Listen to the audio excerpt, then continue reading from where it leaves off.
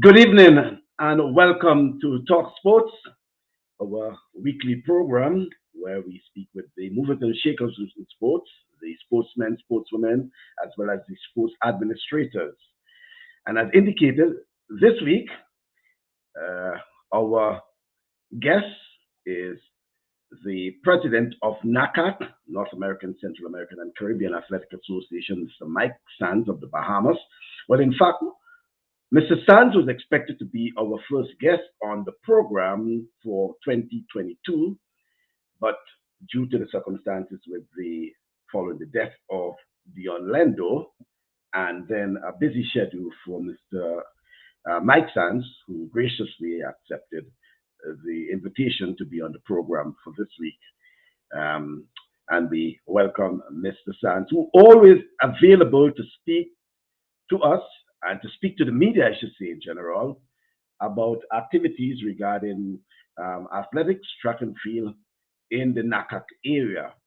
That has been Mr. Mike Sands since then, and he continues to be very open to the media whenever possible. And we want to thank Mr. Sands for graciously accepting our invitation to be on the program for 2022. In fact, it is our first program for 2022 with a live guest, I should say. Okay, so let me welcome Mr. Sands to the program. Mr. Sands is in Nassau, Bahamas. I assume, and let me welcome Mr. Sands. Good evening to you, Mr. Sands. Good evening. Thanks always for having me, and Happy New Year to you, and Happy New Year to your guests. It's always a pleasure to join you. Thank you. I thank you very much, Mr. Sands, and as indicated in my intro as well, prior to that, that it has been a very, oh, it has been, yeah, it was a very successful year for the NACAC area in 2021. And despite all the challenges, the many challenges though, COVID-19, the main one, it did not really stop the success train, I should say, for the NACAC area. And it's well clear that athletes from the NACAC area continue to dominate, continue to be in, standing form. May I ask you, Mr. Sands, first of all, what are some of the factors you believe are responsible for NACAC's continued outstanding performances and to some extent this level of consistency by NACAC athletes? Well, first of all, as you noted, last year was really a banner year for NACAC, for our NACAC athletes. I think if you had to give a score to say who won the Olympic Games, I think without a question, the NACAC area and its athletes won the games with all the awards that they would have taken home and other awards that I'm sure we'll speak about a little later on. But I am satisfied the fact that there's this indomitable spirit within our area, that the athletes were hungry for competition. The athletes were training. They were training very consistently. There was other innovative training, because you were restricted with your training venues and gathering of persons. But that notwithstanding, I must give credit to the coaches in particular that were able to maintain the motivation and incentive for the athletes to be able to perform to the level that they did throughout the course of the year when we did in fact really start competition in earnest. And you have a level of concern because you're not sure if there's sufficient competition to keep the peak up or to get to a peak level of competition, because you can train forever, but if you don't have any meets to measure yourself, that becomes very difficult. So we have to give credit to our area coaches that we're able to find innovative ways and to keep the athletes motivated and to have them peak at the right time for the championships event where they all performed extremely well.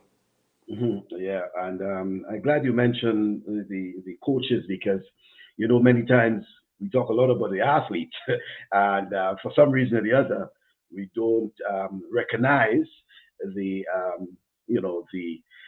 the coaches or the people, I should say, who bring those athletes to some level of stardom.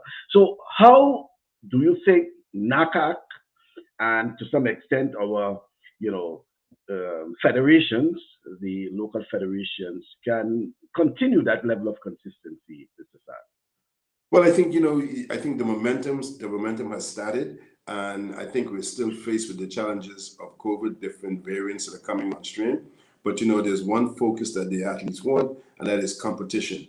And we have developed sufficient competition to keep them motivated. And so, it's a question of being able to keeping the lines of communication open, and equally as important, if not so more importantly, is to have them be able to identify the competition and the conditions under which they'll be able to compete. Because it's useless to have what I refer to as sightless training. Sightless training does not create motivation. But if your training is purpose driven, that there are sufficient meets within our area or otherwise that you'll be able to compete in, then that increases the motivation and the incentive to continue. Yeah. The whole issue of motivation and incentive, and I like the word incentive because it's a nice segue into how do you think, Mr. Sands, that for our athletes in this area, and when I say the area, I'm referring to the NACAC area, can be incentivized. We have seen over the years, Mr. Sands, that most of our athletes venture to Europe and spend considerable amount of time in Europe, and I'm talking about the elite athletes and those who sometimes could afford, based on their contractual agreements, etc., etc. So, from the NACAC point of view, how do you hope, or what is the NACAC's plan of action to ensure that our athletes in the NACAC area continue to compete and not just compete, but can compete competitively internationally as well. Probably with whether it's more competition, whether it's more prize monies, whatever it is. How do you think that NACAC can continue to encourage our athletes to compete and probably in some areas compete in the NACAC area?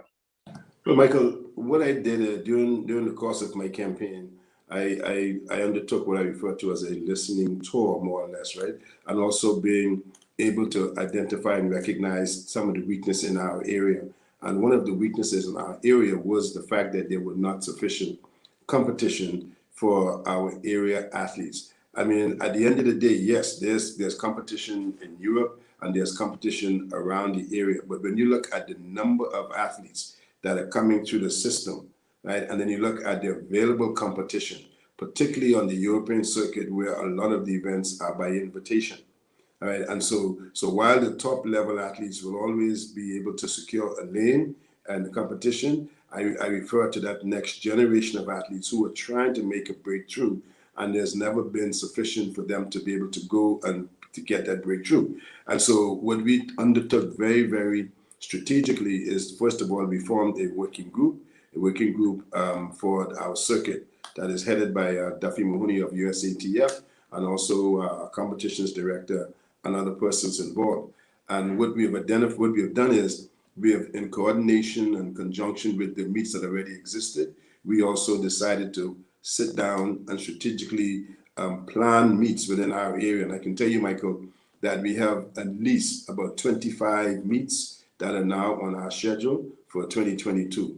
And the vast majority of those meets will be meets where there will be scores. There are some of them are part of the World Athletics Continental Tour, and so there'll be points awarded to the athletes' participation, and also there'll be prize monies awarded to the participants. Now, in being open and honest, right, the prize money may not be to the level of the European meet, but one thing we have recognized, and in talking to the athletes, I can tell you that the meet, the proposal, the structure is being very, very well received by our athletes, because when you look at, particularly in a world championship year, when you look at the amount of meets that we have where our athletes can compete at home, earn the points for their rankings, and also earn a decent salary from the meets, right? And the fact that they don't have to all go to Europe trying to get, back and forth across the pond, and then the World Championships is coming up. So we believe that our meet is very, very timely.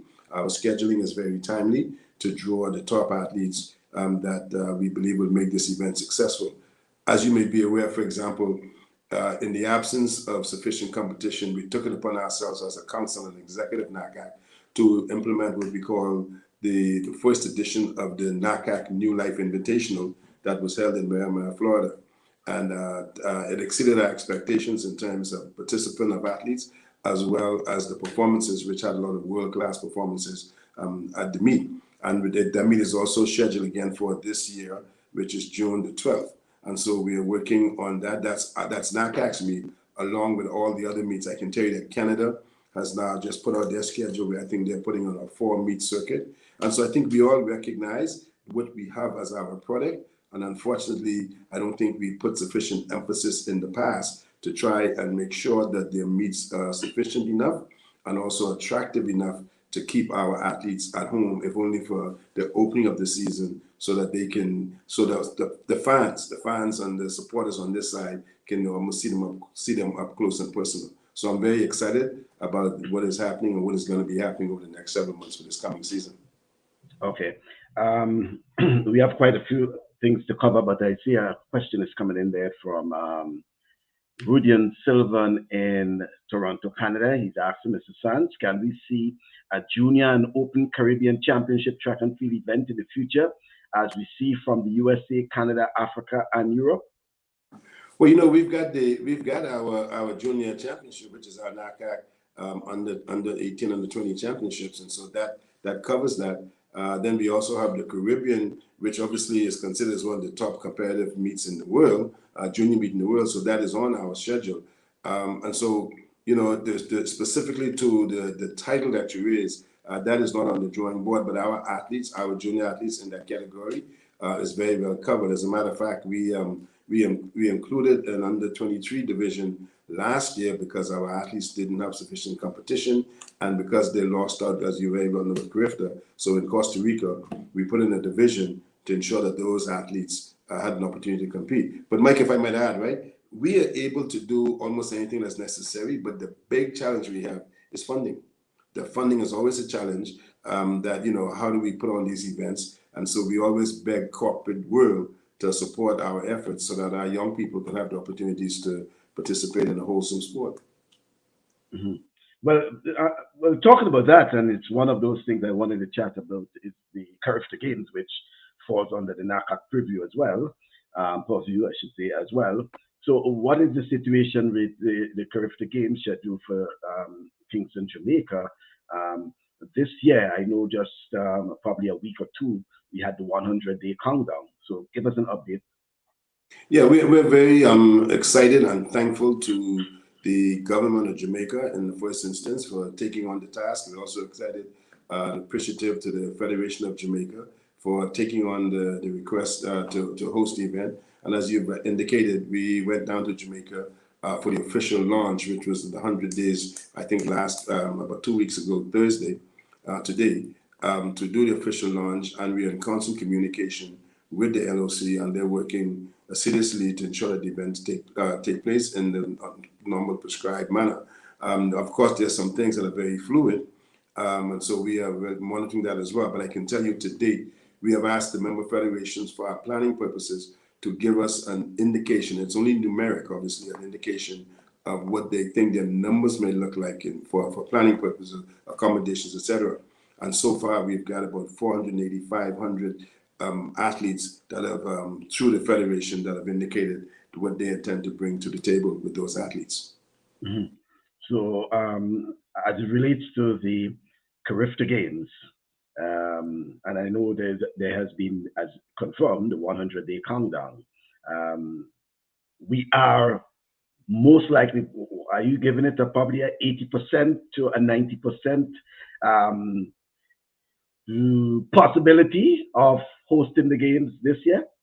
Michael, we are always cautiously optimistic, and I give it more than 90% because anything that would simply because it's not because it won't go on because of lack of planning or otherwise. It has to be the health of the nation, which is the wealth of the nation, and national security efforts, which has to do with the COVID. And so I think the biggest thing over our head right now is to what extent COVID will have an effect on us 100 days from now. And so we are very guided by it and very aware of that prospect of what may or may not happen. But we are planning full steam ahead, with the intention of the games happening. And even if it means, and again, like I said, despite our wish, our NACAC's wish, right, we are obviously 100% guided by the protocols and the authorities of Jamaica in this instance. And so whatever they say, we have to, depending on to what extent it may have a negative impact on our organization, we will make efforts to adapt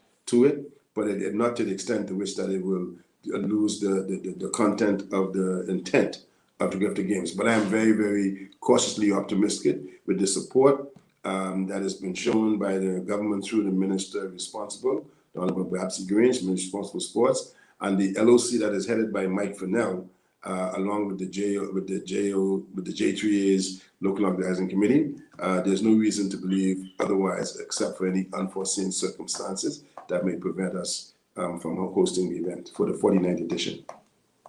But from your point of view, are there anything different we can expect based on the fact that there could be challenges ahead?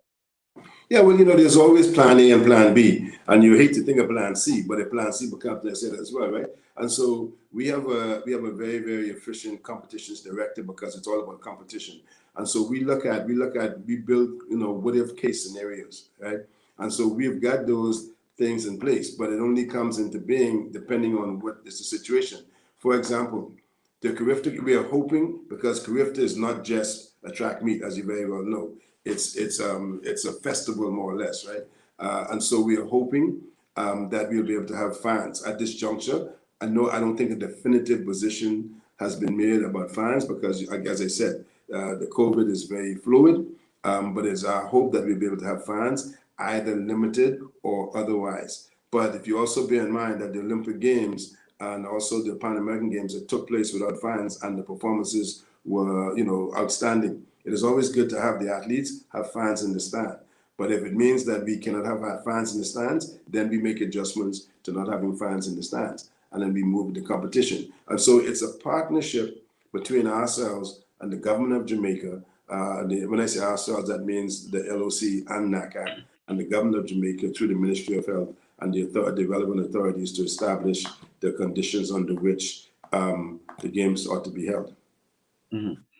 And talking about the games, I noticed that officials for the Caribbean Games are in Guadeloupe this week, meeting with the local organizing committee, and track and field is certainly one of the events listed for the long-awaited Caribbean Games. What's NACA's position regarding the Caribbean Games? Well, Mike, again, it is our hope as NACAC that the event come up because we're all about athletics in our area. And while the Caribbean Games will have other components, we support our other member federations. And as you indicated very much so, that these games have been long in the planning. I think several good years we've been trying and hoping to get this off, right? And hopefully this, even though, this is a challenging time for it, it seems that it's all be moving full steam ahead.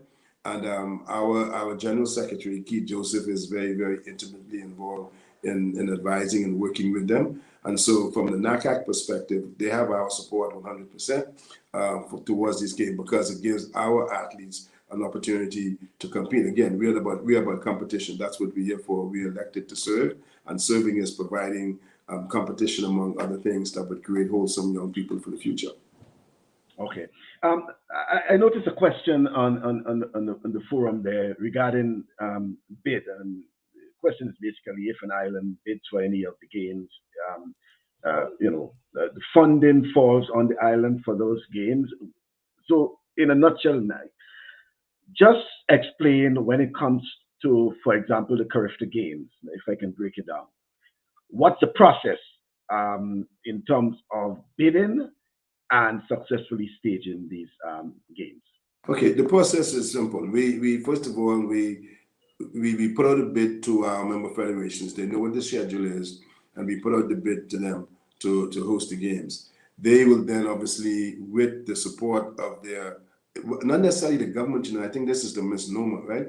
But the intent we want you to secure a financial guarantor for the events. So if you say your event is going to cost you, for example, $1 million, right, or whatever the case may be, what we really are asking you, we want a letter of guarantee from your sponsor, whoever he or she or they may be, whether it's the government or whether it's a corporate, because it is not the intent for us to have our member federations get into a situation of debt, right? But then also, I think what is misunderstood is that we're not also asking the federation to secure all the funds, nor are we asking the member, the guarantor to secure the funds. The intent is to guarantee any shortfall. So what that really means is that we encourage the member federations, in first instance, to go out there and find sponsor or sponsors that will, sponsor the event and the events. And then if there's any shortfall, then that means, you're now forming a partnership with the government and the corporate sponsors on your own initiative to raise funds, so that if you have a shortfall of $100,000 or $200,000, then we know that that shortfall will be covered and not the onus of the member federation. So that is really how it works. So we give you the bid document that have all the requirements in it, and then we have discussions and meetings, and then we go from there. And of course, we have a committee or the technical person and the organization person that will go and visit the venue before a decision is made to determine if, in fact, you have all the infrastructure in place, and then particularly if there's a certified track, et cetera, et cetera. So it's not very complicated. Mm-hmm. Yeah, well, I should say thanks for that bit of clarification there, because I think there are a lot of folks who, and especially the aspect of the thinking that it must be government. Just happens that most times, the government will step in and do that, and sometimes through probably the Ministry of Sport, etc. But as you say, the sponsors as well could be part of But it. Mike, on that note, what I'd like to do too is take the same opportunity, because we do want more sports support and sponsorship throughout the area. And so what we need to look at, and when I say we, I mean our member federations and the government as an initiative, right, is to invite private partnership. And so at the end of the day, the government, the member federation, I would encourage them, and I would encourage the governments to say, okay, if this event is going to cost us $750,000 or $500,000, okay, government, we're prepared to put X amount. You guys make a fundraising drive to see how much you can make, and how much you can raise, and let's work together. And with the government supporting a private partnership, with the public-private partnership with the government and everybody else, I think it makes it that much more palatable and easier. But when we leave it to one entity to raise the fund, it becomes very, very difficult. Mm-hmm. Yeah. I think that's the whole issue. Mike, on a very sad note, though, as you would have heard the news, the passing of Dion Lando of Trinidad and Tobago, and certainly, it was a tragic incident, and so much so it shocked the entire region, well, the NACAC area in particular. From the NACAC point of view, I'm giving you the opportunity at least to say a few words on behalf of NACAC. Well, Mike, when I first heard the news, as always, that is inevitable, but it's also unexpected in certain quarters, in certain areas, when it's unexpected. And hearing of Dion's death, I was very, very saddened. And because at the end of the day, a loss of life is a very tragic thing in anyone's life. And so on behalf of NACAC, I want to express as a matter of fact, I did give a call as soon as I heard the news. I spoke with several of my colleagues, including Dexter Royston, the General Secretary, and the past President, Ephraim Sorrell. I did speak with them to express NACAC's condolences, and our General Secretary also sent our condolences to the immediate family and the extended family. And I had the good fortune of knowing the young man. He was very, very caring, very, very humble young man. And it was kind of nice to be around him, because you always felt so warm in his presence, because he was a warm person, right? And I think we became a little closely attached when he was here in the Bahamas, just before, I think we had a championship here during June of last year. And the Trinidad team came down along with the coach, Coach Williams, I think. And I literally entertained them in my office, because I want to introduce them to a few, and our office is in the stadium, and I want to introduce them to a few Bahamian delicacies, if you will, right? And he was such an infallible young man, you know, and actually he actually came in because also he ran at the New Life Invitational. And as I just indicated to you, we gave prize money. He didn't collect his prize money because he didn't know for whatever reason, and so he had left. And when I contacted him, I said, I can hold on to it. If you come to the Bahamas, I'll give it to you. When he was ecstatic because, you know, he was getting this prize money. And then he came into my office along with his other teammates, and he signed off and he got his prize money. And I said to him, I said, now, don't spend it all in one place, right? And we had a last little laugh, right? And so he's going to be sorely missed because he was a real good-spirited young man, and I enjoyed the pleasure of his company. And again, I want to extend on behalf of NACAC's behalf and of my own behalf, our deepest sympathies, and may his warrior soul rest in peace. Yeah, certainly.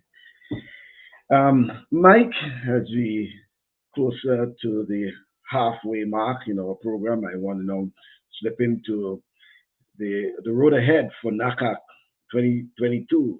And as I told you, that looking at the calendar, it's such a hectic schedule. I'm certain coaches, athletes, all involved in track and field, either amazed, um, they are happy, or their head spinning. Like, any reason why the calendar is so loaded this year? No, like I said, no. Well, first of all, I indicated earlier about the circuit, and we want to make sure that our athletes have choices because there's not been any competition for quite some time, and so we are not discouraging. We did not discourage anyone from putting on a meet and putting their meet out there. What we are invited them to do is to make sure that NACAC got a copy of your schedule so that our competitions director and the circuit working group can look at the schedule and make recommendations and to fit it, because what we don't want is to have any of the competitions clashing, to take away one from the other. But we also want to have as many competitions as possible so that our athletes will have choices to go to. And like I said to you, I think there's about 20, 25 meets on the circuit that would give all of our athletes at least an option to go into meets of their choice. And we will support and assist wherever necessary, not necessarily from a financial perspective, but to try to use whatever level of influence we have to ensure that they get into the competition, because it's not always easy to get into the competition. But it is deliberate that we have put all those meets in there to give our athletes opportunity to compete. Mm-hmm. Yeah, and some of the meets, if you mind highlighting some of those meets for 2022, Mike. I know you spoke about the New Life in the Bahamas as well.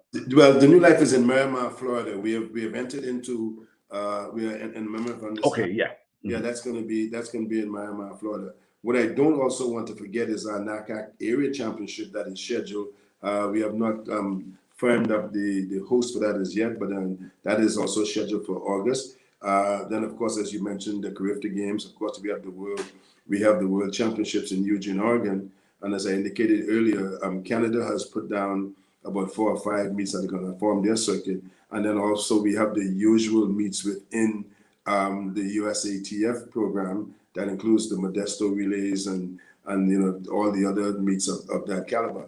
And also we are putting some support behind the Barrientos meet in Havana, Cuba, that takes place. I think it took a hiatus, but that's coming back. And so that's also a part of our calendar. So the meets in my head at the moment are a little bit numerous to mention, but suffice it to say that I am satisfied that the options there and the opportunities will be there. So it would not be for lack of opportunities for athletes to be able to, compete. Mm-hmm. I also noticed that the MVP, there's an MVP classic as well. Right. There's the Jamaica Invitational. There's the MVP Classic, and that meet has been going on. But again, as you will note, that meet also, I think, sort of took a year absence. And they actually brought it back because initially it did not appear as if it was going to take place this year. But then we got the application. So we received application. Then there's meets in Puerto Rico.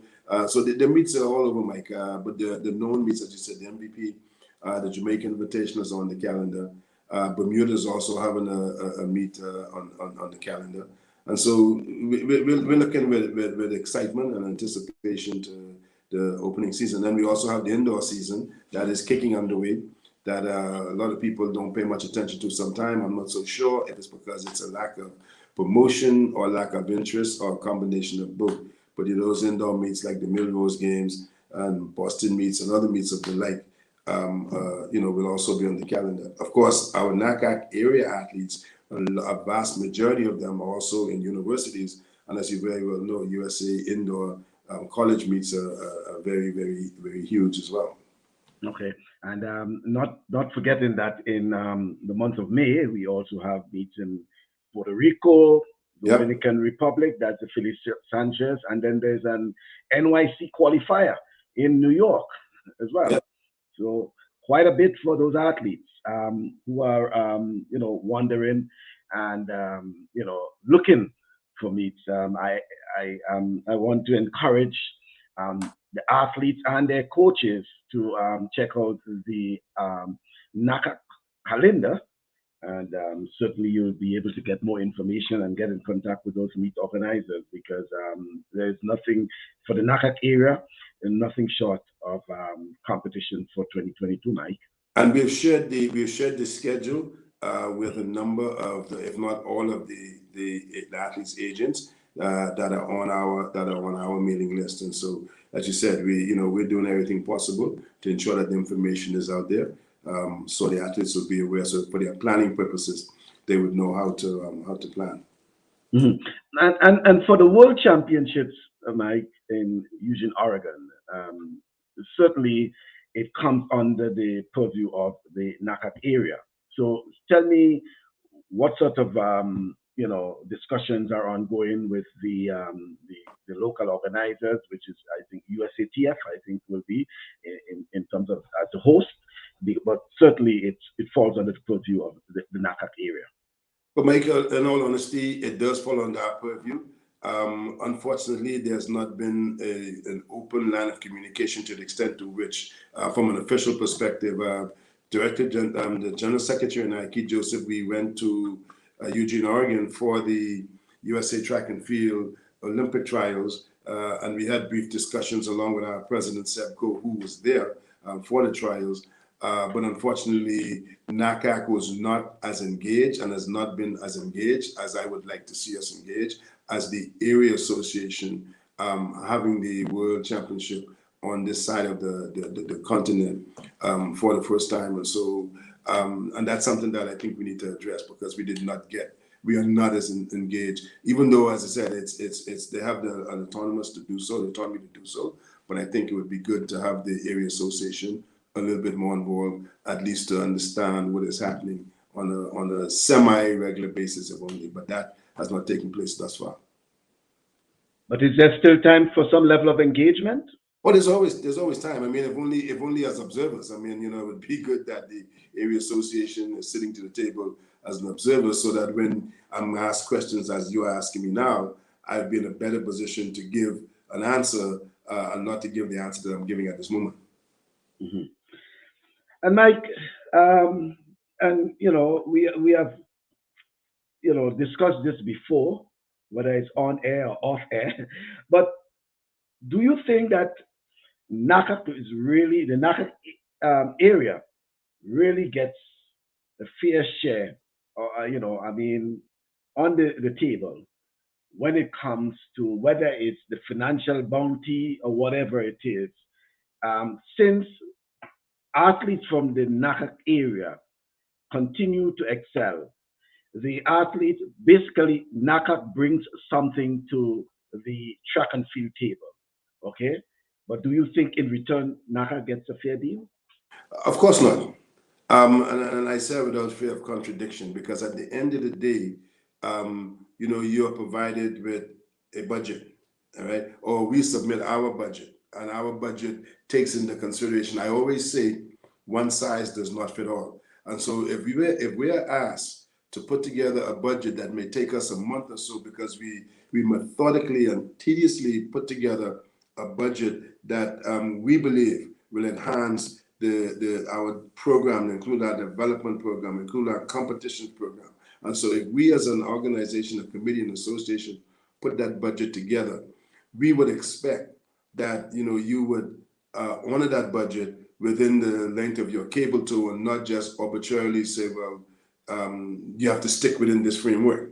And so we have just submitted our budget, as a matter of fact, this week to the head office, and we are hoping favorably for a response. And so I don't want to preempt to say that, we did not get all that we asked for, but I'm hoping this time around, because of exactly what you just said, and to see that the area is actually producing. So we're not asking for funds to continue producing nilly-willy. We're asking for funds because we have a structured plan. And if you looked at the schedule, you will see that. And as I said to you, we have our development going. We have our pathways that we have.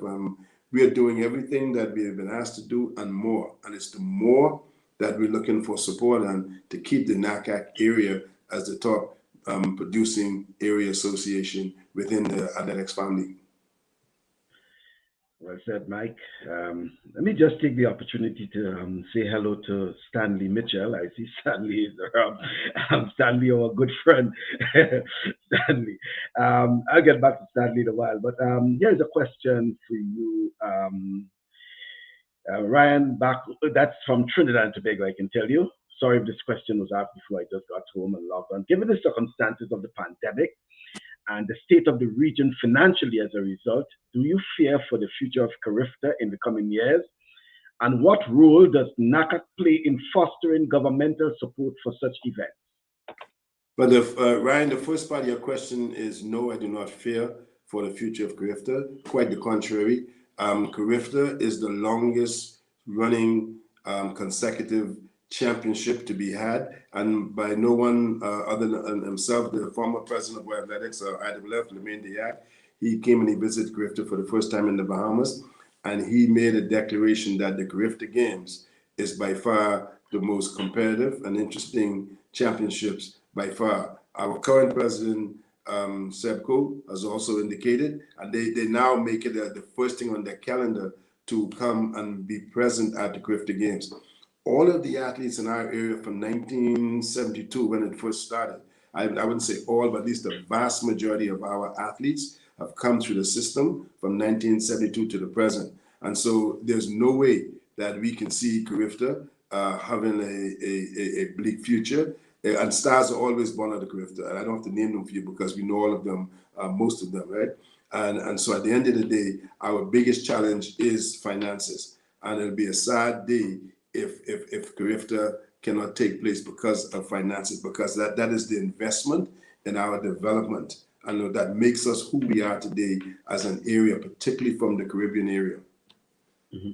And so I think and as a part of that, NACAC, we have taken a huge portion of our competition grant that we support the host country, whoever they may be at the time, that we provide. It's never enough, but at least it's a some of our competition grant that we put towards the CARIFTA Games, because we as NACAC recognize the importance. We also provide any technical support and any other available support that we have to ensure the success of the games.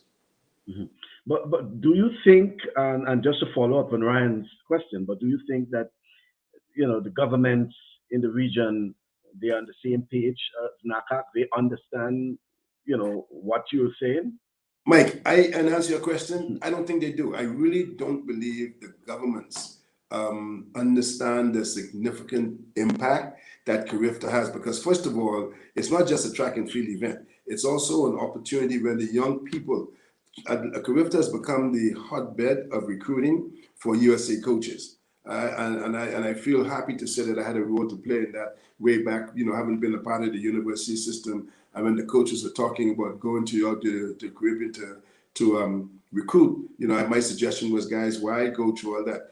Make a plan to go to the CARIFTA Games, and anybody who's anybody, the fellow may not win the 100, but he has another year or two. You want to make that a one-stop shop. And so now the CARIFTA Games has become the bedrock of recruiting for our kids in the USA system. And so at the end of the day, there's millions and millions and millions of dollars that has been invested in our kids from the region through the universities that give them scholarship. And so if the governments Do not look at it as an opportunity for our kids and ensure that it takes place, then it's a sad day.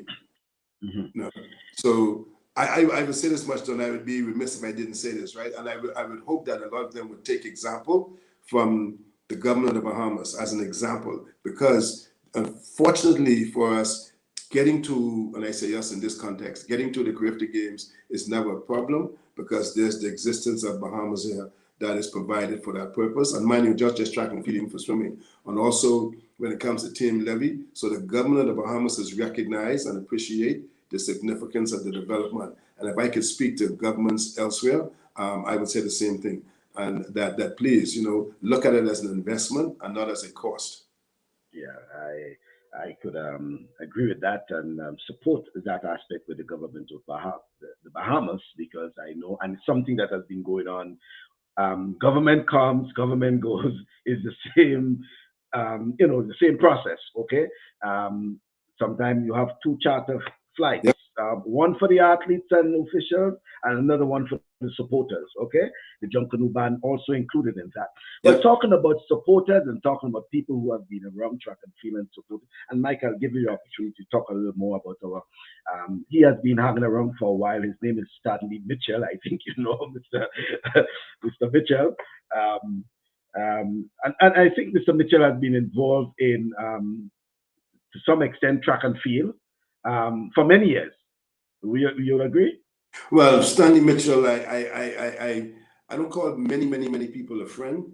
And I've known Stanley from when I was a little boy, and I can tell you that Stanley is a true friend of mine. I mean, he's a true friend of mine. He supports my efforts. He criticizes me if needs be. Stanley doesn't pull any punches. If I'm going down the wrong path, he tells me, I can't support that, right? But one thing I know about Stanley, you don't have to second guess his thinking. And he's a walking encyclopedia. He's not just been a one of sports, he's a sports historian of the Bahamas.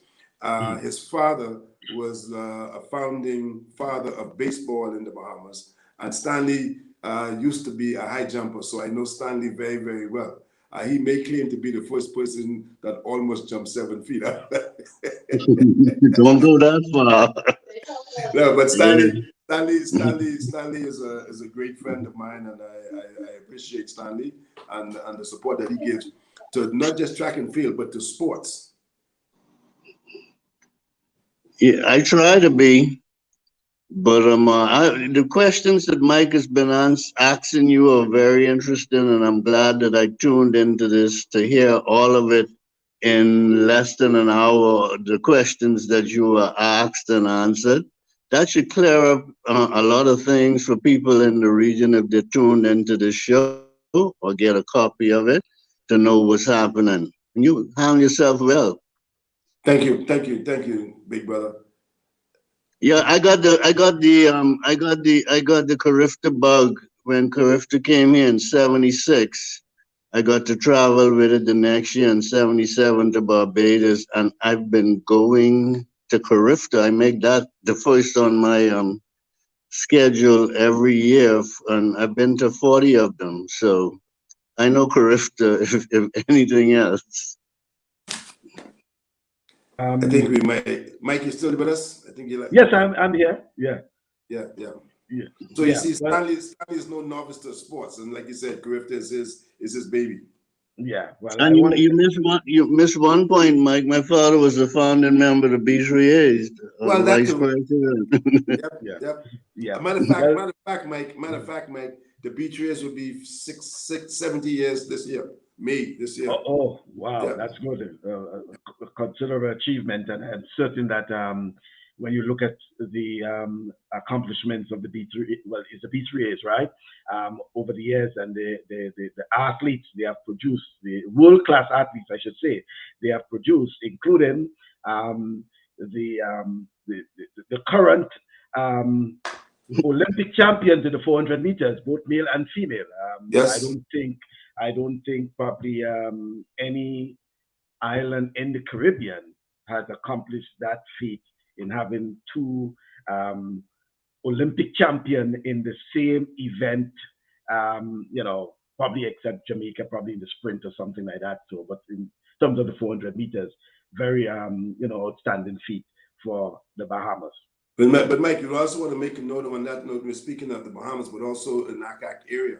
You recall in 1976, the NACAC area in the men's swept the 100, 200, 400, and 800.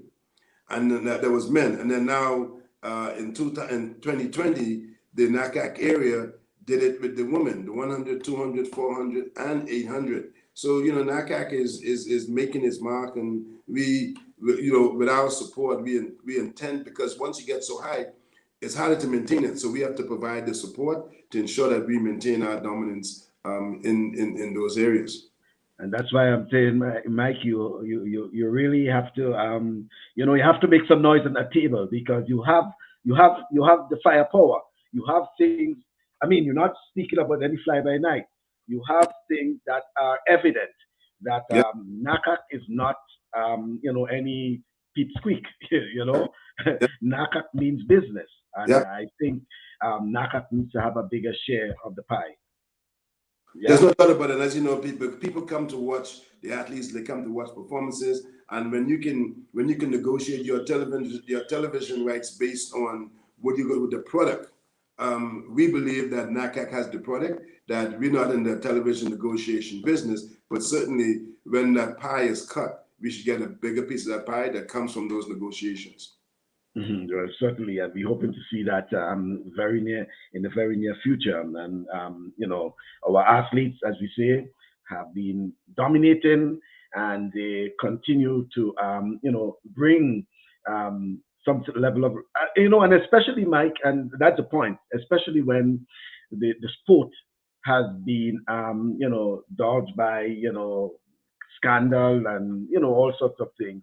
But then the athletes continue to perform. They continue to bring fame to their country. They continue to represent their country, and in some instances, we have those athletes who are basically performing at that high level, training at home, and have not really relinquished the roots. For example, I see Stephen Gardner, for example, every time he gets the opportunity, even though he may be training in Florida, every time he gets the opportunity, he is in the Bahamas, things like that. We know Kirani James gets to Grenada. And despite the challenges in terms of traveling these days, the athletes still try to get home and, have that sort of connection and things like that. So, Well, and go I'll, ahead.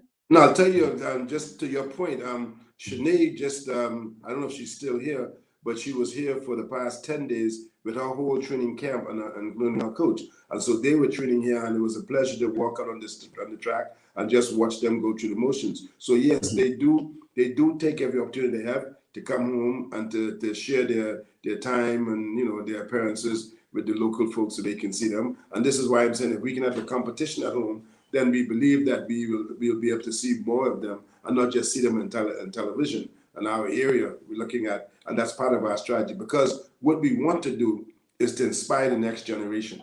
And I think their presence inspires them. Yeah, I think that's the important aspect of it.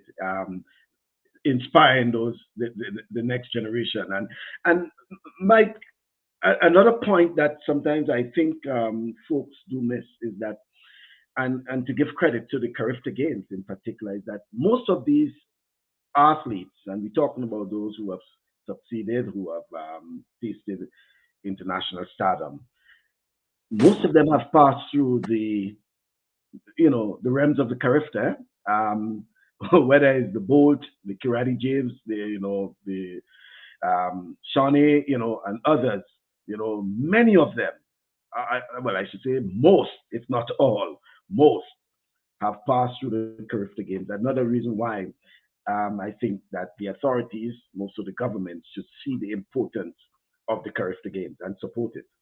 And that's the angle that we take, because like I said, right, the foundation is built by CARIFTA. CARIFTA is the foundation. We got the NACAC age group championship, but I dare say every child in the Caribbean aspires to make his country's CARIFTA team.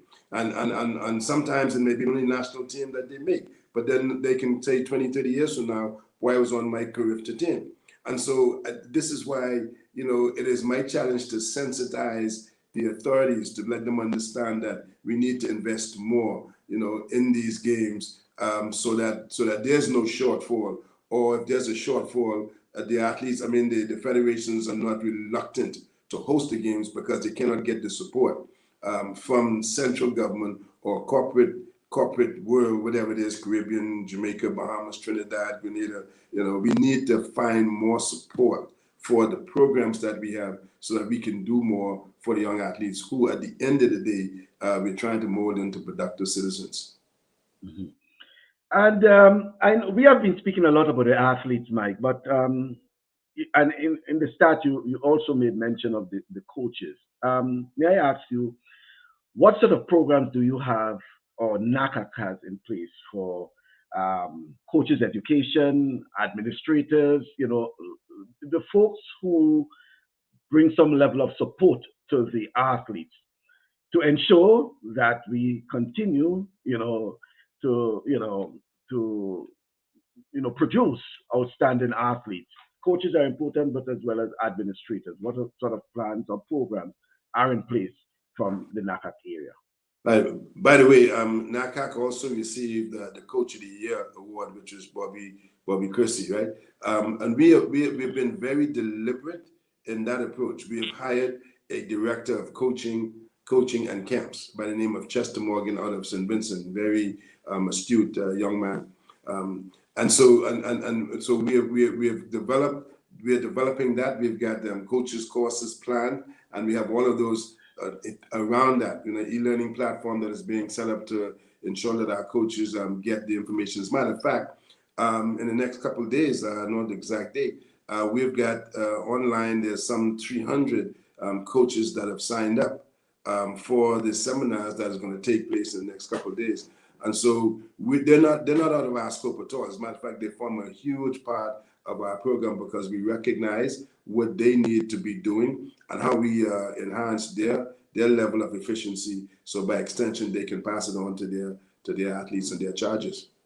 Mm-hmm. Well, it's interesting to hear that, and we hope that our coaches in the region, in the area, take note of that and be part of the process, because it's, as you rightly said, it's important that and they also keep up to date. Sorry, that information. We have a weekly newsletter. I think you may be on that Yeah. as well, right? Mm-hmm. And we have a weekly newsletter, and it's called This Week in NACAC. And so we are very, very transparent in what we do. And we are hoping that not just the weekly newsletter, but also when the communication goes out, it is structured to go out to the General Secretary and the President of the Federation. Now, unfortunately, it does not filter down to the extent to which we would like it to filter down. And so I implore my members to ensure that the information that you get, such as the newsletters and information about the coaches, seminars and webinars, that filters down to the coaches. It shouldn't be left on your desk because it's intended for them.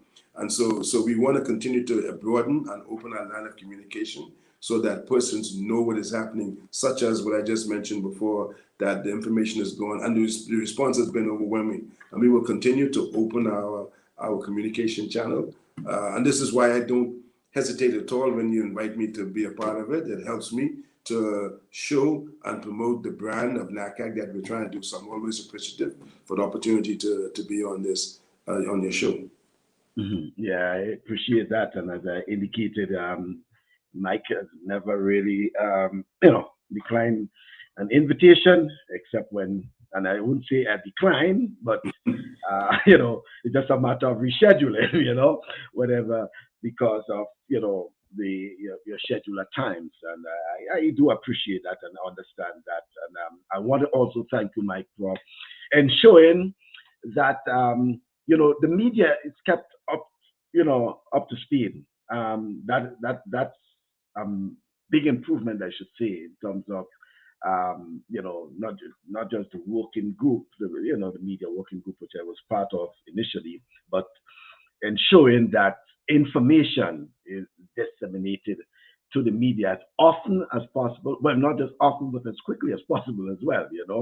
I must give credit to you and your board for that, because it has been in terms of area associations, and as one who's involved in the media, and whether it's football, track and field, and having information from the various um, you know area associations. I think NACAC has really is leading the way, I should say, and it's something that we discussed among journalists. In terms of information, we do get a lot of information, and I want to use this opportunity to convey that to you and the rest of NACAC. Well, thank you, Mike. As I indicated earlier quickly that, in the campaign process, I entertained what I call a listening tour, and I spoke to all stakeholders, and I gathered certain things from them. And, a promise made is a promise kept. And I know that you guys, the media, had some challenges or wanted to do some things with NACAC, and for whatever reason, it was not met with the open arms or the receptiveness that you wanted. And I made a commitment that we would do things a little differently, and I'm hoping that I'm trying to stick to some of that promise only in the form of what we're doing now and other things along those lines. Yeah, I appreciate that. And in fact, only a few days ago, I heard talk around the journalists in our group already regarding, information for the CARIFTA games.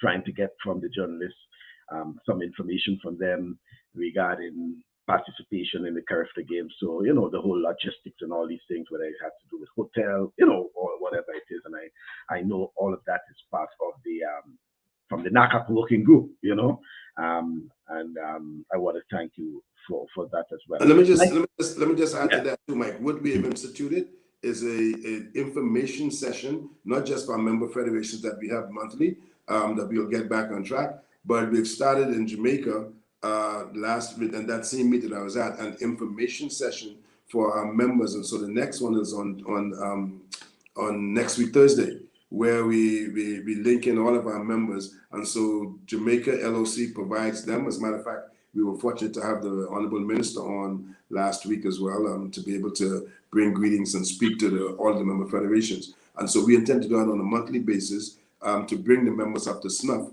and that they can ask any questions of concerns that they may have with respect to the games. And so, I'd be happy to invite you guys along, because there's no secrets. I mean, if there's any secrets, we'll keep it to ourselves. That's what a secret is. But if it's not, we'll open communication, and that's what we do. Yeah, and finally, Mike, one thing I wanted to mention to you as well, and we didn't get to touch on that gender leadership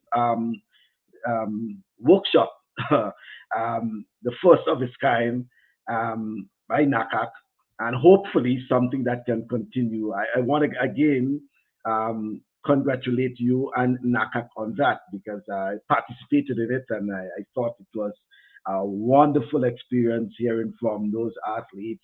It was Kirani and Shawnee and Stevie, and we had Stephanie, and athletes from Canada, and I thought that was a wonderful initiative, and it's my hope, Mike, that you all can continue that, not just with the athletes, but at some point with administrators, etc., coaches.